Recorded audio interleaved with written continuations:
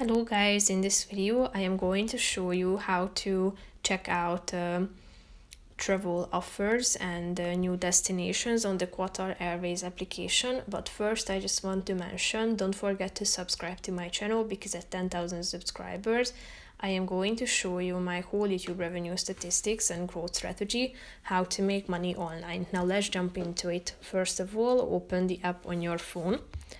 After that, you should tap on the home button down below, and here you can select recommendations or see recommendations. As you slide to the right side of the screen, tap on view more to check them out. And if you are interested in any of these, just tap on it and you can check out the details, the tourist attractions, leisure activities, food, shopping options. Here you can see the currency, electricity, and you can tap on the book now button if you would like to book a ticket for it.